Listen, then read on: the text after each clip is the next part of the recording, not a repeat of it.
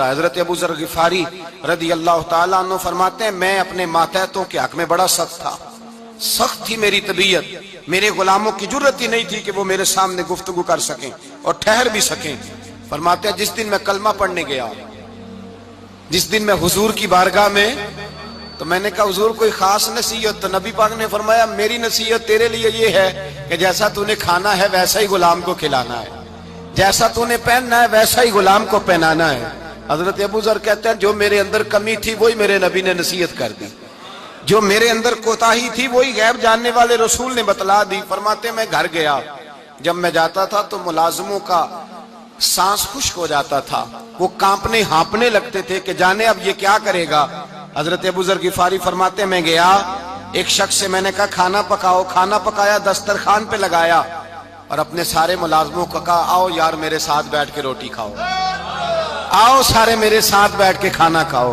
فرماتے ہیں انہوں نے کھانا کھایا، پھر میں ان کو بازار لے گیا، جیسے کپڑے میں پہنتا تھا ویسے میں نے ان کے لیے بھی خریدے۔ فرماتے ہیں میرے غلام کہنے لگے آقا خیر تو ہے نا، خیریت تو ہے نا، کیا ہوا؟ مزاج مبارک تو ٹھیک ہے، کیا ہو گیا؟ اور یہ جو ہم فضا کو اتنا خوبصورت دیکھ رہے ہیں اور یہ جو ہم اتنی پیاری ریم جھیم برستی دیکھ رہے ہیں، یہ جاری رہے گی یا ایک دن کی ہے؟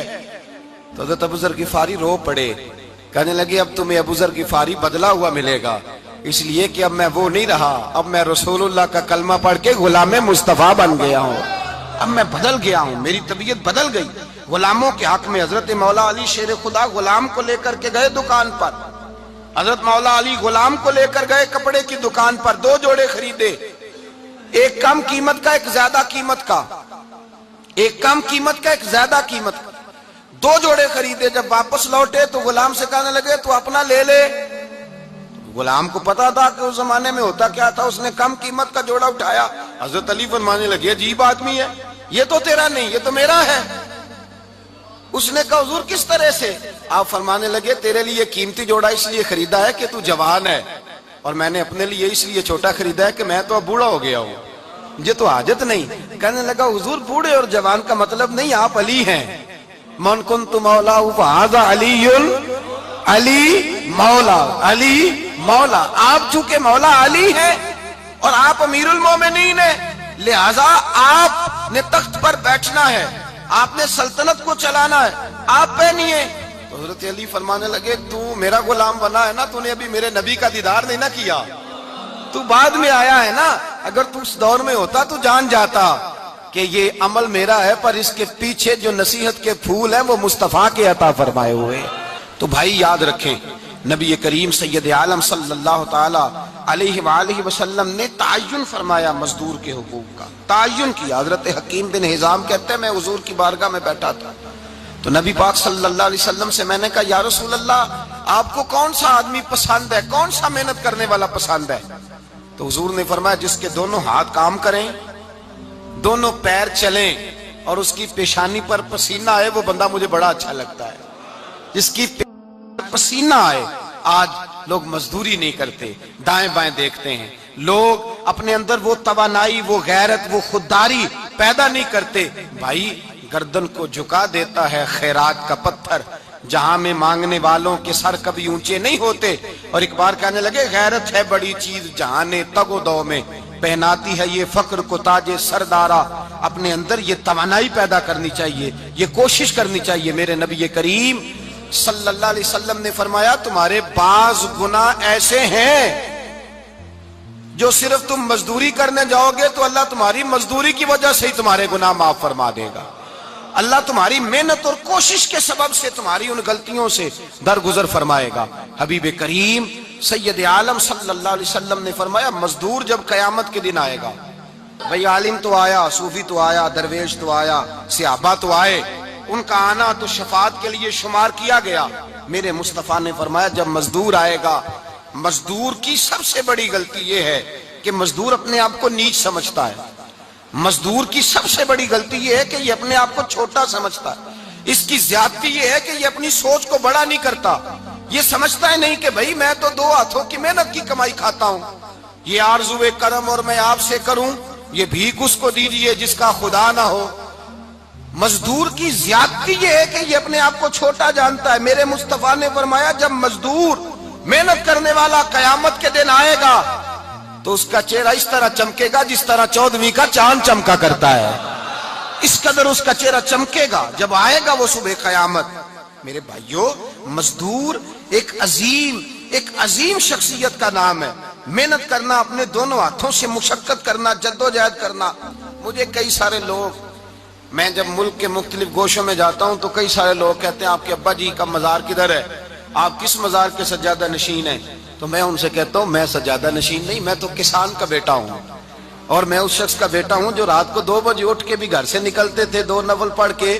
تو ہم پوچھتے تھے کہ اماں جی ابا جی کہاں گئے؟ تو کہتے تھے چند کھیتوں کو پانی لگانا تھا اور رات کو رخصت ہو گئے.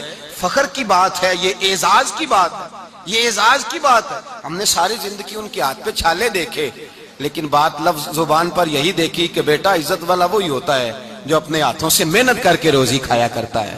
بھائی یاد رکھیں یہ اعزاز کی بات ہے. اعزاز مزدور کا بیٹا فخر کرے، کسان کا بیٹا ناز کرے. وہ جو آدمی سویرے جاتا ہے ویلڈنگ کا پلانٹ لے کے کام کرنے، اس کا بیٹا ناز کرے.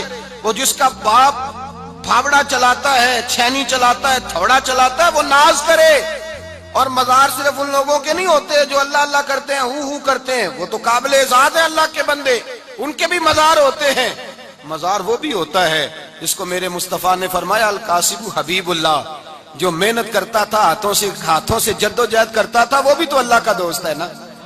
اس کا بھی تو مزار ہے نا، اس کی بھی تو قبر پر انوار ہے جو اللہ کا محبوب ہو کے گیا. تو بھائی اپنا اعزاز جانے سمجھے اس بات کو. میرے مصطفیٰ کریم صلی اللہ علیہ وسلم مزدور کو عزت دیتے، وقار دیتے. اور جو حضور کے گھر میں خادم ہوتے ان کی ناز برداری کرتے. ہمارے گھر میں جو بی بی برتن دھوتی ہے وہ ہمارے ساتھ بیٹھ کے روٹی نہیں کھا سکتی، اس کو یہ اجازت نہیں ہوتی. ہمارا جو مزدور ہوتا ہے نا، ایک صاحب کہنے لگے یہ بچہ میرے پاس کام کرتا ہے، اس کے ابا جی بھی کرتے تھے. تو میں نے کہا اس کا مطلب یہ ہے کہ تم نے آگے نہیں بڑھنے دیا، تم نے کہا مزدور ہی رہنا ساری زندگی، یہی رہنا میرے پاس، آگے نہ بڑھنا. میرے مصطفیٰ کریم سید عالم صلی اللہ علیہ وسلم کے پاس جو لوگ کام کرتے تھے، محنت کرتے تھے، مشقت کرتے تھے. ہمارا ملازم ڈرتا ہے، کامتا ہے، وہ بات کرتا ہے تو صاحب جی کہتے کہتے زبان تھکتی ہے. 100 دفعہ موڈ کو دیکھتا ہے، گالیاں کھاتا ہے بیچارہ، اس کی عزت نفس کو اچھالا جاتا ہے، اس کو رسوا کیا جاتا ہے. اور وہ بیچارہ رات کو رضائی میں منہ دے کے روتا ہے کہ یار میرے نصیب صرف اس لیے کمزور ہیں کہ میں غریب کے گھر میں پیدا ہوا ہوں. ہم احساس نہیں کرتے. اور مزدور کو کبھی موقع مل جائے جان چھوٹنے کا تو بھاگ جاتا ہے. ہمارا کردار اور اخلاق ایسا نہیں ہوتا. حضرت زید بن حارثہ رسول اللہ کے غلام تھے، نبی پاک کے گھر میں جھاڑو دیتے تھے، برتن مانجتے تھے. یہ بچپن میں اپنے قبیلے سے گم ہو گئے تھے، کسی نے اغوا کر کے لا کر کے بیچ دیا، گم ہو گئے تھے. حضور کی بارگاہ عالی مرتبت میں لائے گئے. حضرت زید بن حارثہ سارا دن کام کاج کرتے.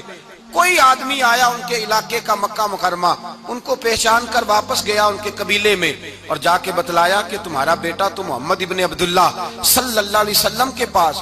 اس وقت حضور نے بھی اعلان نبوت نہیں فرمایا تھا. ان کے والد حارثہ چچا لینے آئے اور نبی پاک کے پاس آئے تو 2 تھیلیاں شرفیوں کی بھر کے لائے. کہنے لگے حضور یہ پیسے لے لیں، 2 تھیلیوں میں پیسے ڈالیں، دینار ہے، درہم ہے، حضور لے لیں، ہمارا بیٹا دے دیں. نبی پاک صلی اللہ علیہ وسلم نے فرمایا تمہیں غلطی لگ گئی ہے، پیسے پیچھے ہٹاؤ، میں زید کو بلاتا ہوں، میں زید کو، ادھر دیکھیے گا، میں زید کو، میں اسے بلاتا ہوں. اگر وہ جانا چاہے تمہارے ساتھ تو مجھے اعتراض نہیں لے جانا. چچا اور باپ کہنے لگے آپ عجیب بات کرتے ہیں، وہ غلامی چھوڑ کے نہیں جائے گا. آپ عجیب بات کرتے ہیں، وہ مزدوری چھوڑ کے بادشاہی اختیار نہیں کرے گا. ہم کھاتے پیتے لوگ ہیں، اس کی ماں ترس گئی ہے اس کو ملنے کو، بہنیں روتی ہیں، وہ جائے گا نہیں. میرے حبیب نے فرمایا تم نے ابھی یہ ذائقہ چکھا نہیں، تمہیں اس کا پتہ نہیں، تو میں بلاتا ہوں، اگر جانا چاہے تو پیسوں کی ضرورت نہیں، لے جانا. حضرت زید کو پیغام دیا، آئے. حضور نے فرمایا وہ تمہارے والد کھڑے ہیں، وہ چچا ہیں، لینے آئے ہیں. جناب زید گئے، باپ کے گلے سے لگے. بچھڑے ہوئے باپ بیٹا ایک دوسرے کو مل کے کھل کے روئے. کہا بیٹا تیری ماں کی آنکھیں پتھر ہو گئیں تیرا رستہ دیکھ کے، تیری بہنیں ترستی ہیں تیرے چہرے کے دیدار کو. بیٹا وہ گلیاں بھی روتی ہیں جن میں تو کھیلا کرتا تھا، پر اب فکر کی بات کوئی نہیں، اب کوئی پریشانی نہیں، میں پیسے لایا ہوں تجھے لے جاؤں گا۔ نبی پاک صلی اللہ علیہ وسلم نے دیکھا نا جب باپ بیٹے کی گفتگو ہو گئی، آنسو بہ گئے، بوجھ ہلکے ہو گئے، تو میرے کریم نے فرمایا زید اگر تم چچا کے ساتھ والد کے ساتھ جانا چاہو تو میری طرف سے اجازت ہے، تم جا سکتے ہو۔ یہ لفظ کہے تو جناب زید دوڑ کے حضور کے قدموں میں آ کے بیٹھ گئے، حضور کے قدموں میں بیٹھ گئے، اور گویا فاضل بریلوی علیہ رحمہ نقشہ بیان کرتے ہیں، کہنے لگے تیرے قدموں میں رہوں غیر کی ٹھوکر پہ نہ ڈال، میں جھڑکیاں کھاؤں کہاں چھوڑ کے صدقہ تیرا، اور تیرے قدموں میں جو ہے غیر کا منہ کیا دیکھے، کون نظروں پہ چڑھے دیکھ کے تلوا تیرا۔ کہنے لگے حضور میں نے نہیں جانا، میں یہیں رہوں گا۔ چچا اور باپ نے دیکھا تو کہنے لگے بیٹا تو غلامی چھوڑ کے نہیں جائے گا، تو ملازمت چھوڑ کے بادشاہی میں نہیں جائے گا۔ تو آپ کے والد کو آپ فرمانے لگے ابا جی ذرا 2 گھڑیاں یہاں رہ کے تو دیکھیں، یہاں 2 گھڑیاں رہ کے تو دیکھیں۔ فرمایا یہاں ملازموں کا وہ اعزاز ہے جو شہزادوں کا ہوا کرتا ہے، یہاں خادموں کی وہ عزت ہے، اور پتہ پھر ان کو مقام کیا ملا، یہ واحد شعبیاں جن کا نام اللہ نے قرآن پاک میں بیان فرمایا ہے، نام اللہ نے قرآن مجید میں بیان فرمایا۔ حضور کا اپنے غلاموں کے ساتھ جو تعلق تھا، اپنے ملازموں کے ساتھ جو رشتہ تھا، بڑا آدمی آتا ہے نا، بڑا آدمی تو لوگوں کی سانس سوکھ جاتے ہیں، اٹھ کے ملتے ہیں، بڑا کچھ کرتے ہیں۔ مزدور آتا ہے تو لوگ اوے کہہ کے پکارتے ہیں، ان کو خبر ہی نہیں کہ اس شخص کا اعزاز کتنا ہے۔ حضرت انس بن مالک رضی اللہ تعالیٰ عنہ فرماتے ہیں میں چھوٹا سا تھا، میری اماں مجھے حضور کے گھر چھوڑ گئی، میں نے 10 سال نوکری کی نبی پاک کی۔ کتنے سال بولیے؟ 12ویں دن لوگ کہتے ہیں بس بھائی ختم ہو گیا، اب فرینکنس ہو گئی ہے، اب جو مرضی تیرے ساتھ کریں گے۔ 10 سال نوکری کی میں نے، لیکن جناب انس فرماتے ہیں نبی پاک نے کبھی مجھے اف تک بھی نہیں کہا تھا، اف تک بھی نہیں کہا تھا، اف تک بھی۔ حضور نے بھیجا جاؤ فلاں آدمی کو بلا کر کے لاؤ۔ حضرت انس بن مالک رضی اللہ تعالیٰ عنہ فرماتے ہیں میں بلانے گیا، بچہ تھا چھوٹا سا، رستے میں بچے کھیل رہے تھے تو میں ان کے ساتھ کھیلنے لگا، محو ہو گیا، مجھے پتہ ہی نہ چلا وقت کا۔ حضور نے جب مجھے بھیجا تو فرمایا جلدی جانا اور جلدی آنا، اب مجھے خبر ہی نہیں، بڑی دیر ہو گئی۔ حضور وہاں انتظار کر کر کے خود تشریف لائے، کہتے جب نبی پاک آئے تو میں بچوں کے ساتھ کھیل رہا تھا، حضور نے جب مجھے کھیلتے ہوئے دیکھا، میری اچانک نظر پڑی تو میرے ہوش اڑ گئے۔ حضور نے تو کہا تھا جلدی آنا، اور میں یہاں کھیلنے لگا، یہاں اتنا الجھا کہ مجھے خیال نہیں رہا کس کام آیا ہوں۔ حضرت انس فرماتے ہیں میں ڈرنے لگا، جیسے جیسے حضور قریب آتے میری ٹانگیں کانپتی۔ فرماتے ہیں جب نبی پاک قریب آئے تو قربان جاؤں معصوم آمنہ کے، فرماتے ہیں حضور نے میری گردن پہ تھپکی دی، اور حضور نے ہنس کے فرمایا او بھائی لگتا ہے تو کھیل میں گم ہوا ہے تو تجھے یاد ہی نہیں رہا میں نے کس کام بھیجا تھا، تجھے یاد ہی نہیں رہا۔ کہا یا رسول اللہ صلی اللہ علیہ وسلم میں بھول گیا تھا، میں ابھی جاتا ہوں۔ کیا انداز ہے، کیا شفقت ہے، کیا رنگ ہے۔ حضور میں ابھی گیا اور ابھی آیا۔ نبی پاک نے فرمایا نہیں یار تو کھیل میں خود ہی چلا جاتا ہے، تو کھیل یہاں میں خود جاتا۔ یہ اعزاز، یہ فضیلت، یہ درجہ کس نے ذروں کو اٹھایا اور صحرا کر دیا، یہ کس نے قطروں کو ملایا اور دریا کر دیا، یہ کس کی حکمت نے یتیموں کو کیا در یتیم اور غلاموں کو دنیا بھر کا مولا کر دیا، یہ کس نے اتنا۔ میرے بھائی مزدور کو حضور نے اعزاز دیا، نبی پاک اپنے ہاتھ سے کام کرنے والے کے ساتھ اس نے سلوک کرتے، محبت کرتے، پیار کرتے۔ ایک بوڑھی اماں تھی جو مسجد میں جھاڑو دینے کی مزدوری کرتی تھی۔ کیا کام کرتی تھی؟ دعا کریں اللہ ہم سب کو مسجد کی صفائی کی توفیق عطا فرمائے۔ بوڑھی اماں تھی، مسجد کی صفائی کرتی تھی، نوکری کرتی تھی، بیمار ہو گئی، بخاری شریف میں موجود ہے۔ اللہ کے محبوب صلی اللہ علیہ وسلم روز تیمارداری کرنے جاتے، ایک وقت ایسا آیا کہ دن میں 2 مرتبہ حضور تیمارداری کرنے جاتے۔ ایک شام نبی پاک نے فرمایا اس کا انتقال ہو جائے تو مجھے اطلاع کرنا۔ صحابہ کہتے ہیں رات کے وقت ان کا انتقال ہوا، ٹھنڈ کا موسم تھا، ہم نے حضور کو تکلیف دینا مناسب نہ سمجھا، ہم نے دفن کر دیا۔ سویرے اللہ کے حبیب نے پوچھا تم نے مجھے اطلاع کیوں نہیں دی؟ حضور سردی بڑی تھی۔ کون جاتا ہے مزدوروں کے جنازوں میں؟ کون جاتا ہے مزدوروں کے جنازے میں؟ یہاں تو اب جنازے بھی سیاسی ہو گئے ہیں، اب تو کوئی بہت بڑا امیر آدمی فوت ہو جائے تو وہاں رش ہوتا ہے، وہاں رش ہوتا ہے، غریبوں کا تو جنازہ بھی کوئی نہیں پڑھتا. حضرت جناب سیدنا ابو ہریرہ رضی اللہ تعالیٰ عنہ فرماتے ہیں حضور نے فرمایا مجھے اطلاع کیوں نہیں دی؟ تمہیں اس کے اعزاز کا نہیں پتا؟ وہ مزدور تھی مسجد میں جھاڑو دیتی تھی، تم نے خبر ہی نہیں دی. حضور وصال ہو گیا، فرمایا چلو مجھے بتاؤ